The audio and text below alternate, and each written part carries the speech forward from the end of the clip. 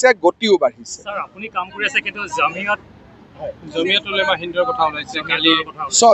জমিয়ত উলেমা হিন্দক আনুষ্ঠানিকভাৱে মই এতিয়াই বুঢ়া আঙুলি এটা দেখুৱাই দিছোঁ।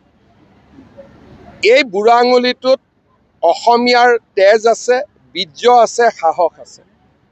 এই মাদানীয়ে এসময়ত মই শিক্ষামন্ত্ৰী থাকোঁতে টেট শিক্ষকসকলৰ নিযুক্তি হ'ব দিয়া নাছিল। তৰুণ গগৈ ডাঙৰীয়াৰ লগত লগ লাগি আমাৰ অফিচাৰক ৰুমত মাতি নি কন্দুৱাইছিল। আজিও অফিচাৰগৰাকী অসমতে আছে। আজি আকৌ তেওঁলোকে কৈছে যে অসমৰ মুখ্যমন্ত্ৰীয়ে ৰিজাইন দিব লাগে, বৰখাস্ত হ'ব লাগে, তাৰ সিদ্ধান্ত অসমৰ মানুহে কৰিব, মাদানীয়ে কৰিব নোৱাৰে। মই পালেতো মাদানীকো বাংলাদেশত পঠাই দিম।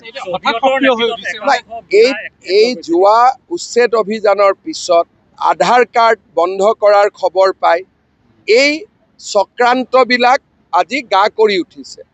অসমক তেওঁলোকে গ্ৰাস কৰিব খুজিছিল আৰু কংগ্ৰেছে এৰি দিছিলে। কিন্তু আজি সৰুকৈ হ'লেও অসমৰ ৰাইজে মথাউৰি এটা বনাইছে। আজি চৰকাৰী চাকৰি খিলঞ্জীয়া ল'ৰাই পাইছে। আজি মাটিৰ অধিকাৰ খিলঞ্জীয়াই পাইছে। উচ্ছেদ যোন উচ্ছেদ হ'ব লাগে সি উচ্ছেদ হৈছে।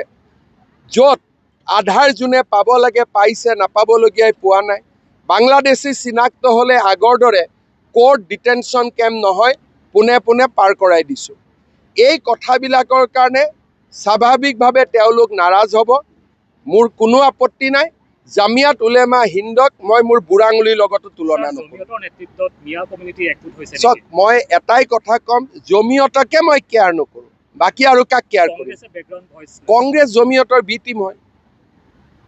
আজি অসমৰ মুখ্যমন্ত্ৰীক আক্ৰমণ কৰিলে, মুখ্যমন্ত্ৰীজন যিয়েই পাৰ্টি নহওক কিয়, কংগ্ৰেছৰ মুখ্যমন্ত্ৰীকো যদি জমিয়তে আক্ৰমণ কৰে আমি বিৰোধিতা কৰিম। কাৰণ অসমৰ মুখ্যমন্ত্ৰী অসমৰ ৰাইজে বনাব, জমিয়তে নহয়। কিন্তু কংগ্ৰেছেতো এটাও ষ্টেটমেণ্ট দিব নোৱাৰে।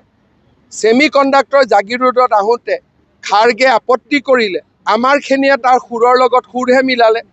গতিকে ইয়াত যিবিলাক কংগ্ৰেছ আছে তেওঁলোক অচিনাকি মানুহৰ চৰ্দাৰ হয়। অচিনাকি মানুহখিনিক লৈয়ে তেওঁলোক চলি থাকিব খোজে, চিনাকি মানুহৰ তেওঁলোক প্ৰতিনিধি নহয়।